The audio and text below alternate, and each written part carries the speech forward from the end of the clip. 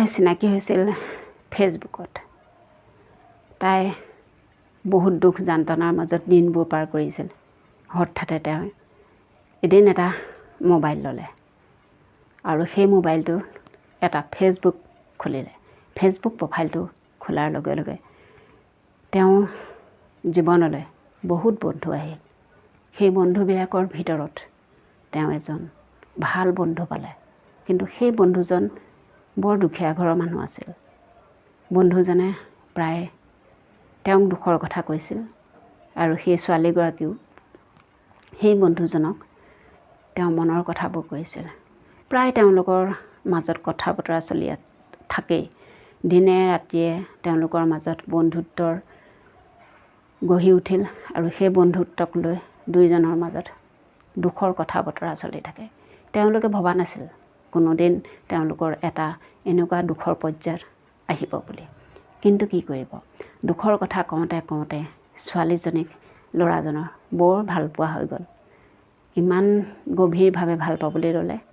কিন্তু তেওঁলোকৰ ছোৱালীগৰাকীয়ে বাৰে বাৰে তেওঁক কৈছিল যে মই তোমাতকৈ ডাঙৰ হ'ব পাৰোঁ, কিন্তু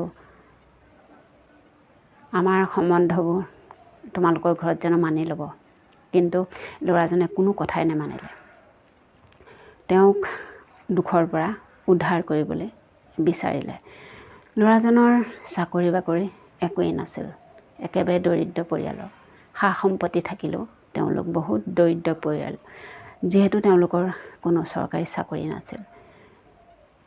তাৰ পাছত তেওঁ তেনেকৈ 2-3 বছৰ কটালে।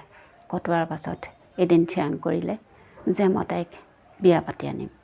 কিন্তু তেওঁ ছোৱালীগৰাকীয়ে মই বিয়া নহওঁ বুলি কৈ আছিল। হঠাতে তেওঁ এদিন বেছিকৈ বুজাই বৰকৈ বুজাই তেওঁৰ দুখৰ কথাবোৰ কৈ তেওঁক ক'লে, ইমান দুখ যন্ত্ৰণা ভুগি থকাতকৈ তুমি বিয়া হৈ আহা মোলৈ। মোৰ জীৱনৰ কথা তুমি চিন্তা কৰিব নালাগে। মই নিজে নাখাই হ'লেও তোমাক খুৱাম।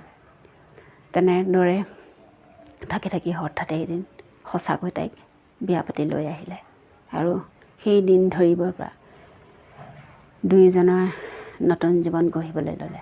তাৰ পাছত ল'ৰাজনে বহুত দুখ কষ্ট কৰি মানুহগৰাকীক জীৱন যাপন কৰিছে।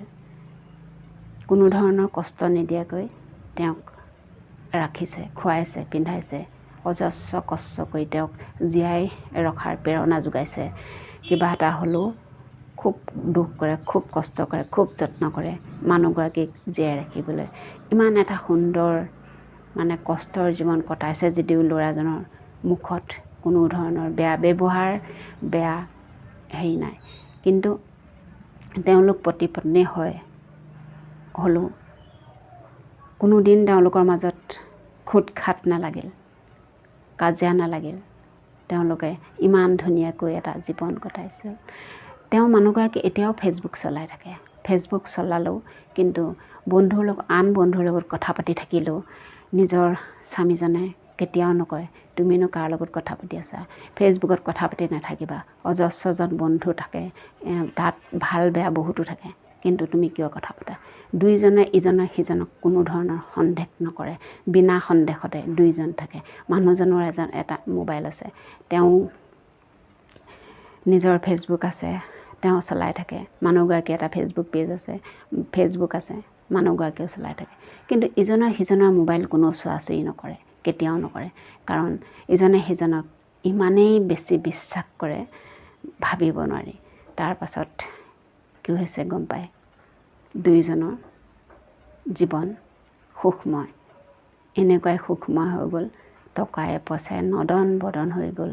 তেওঁলোক খুব সুখী এটা পৰিয়াললৈ পৰিণত হ'ল। দুয়োজনে খুব মিলা প্ৰীতিৰে থাকি এতিয়া তেওঁলোকৰ জীৱন খুব সুখময়। কথাকেইটা শুনি কেনেকুৱা লাগিল কমেণ্টত জনাব।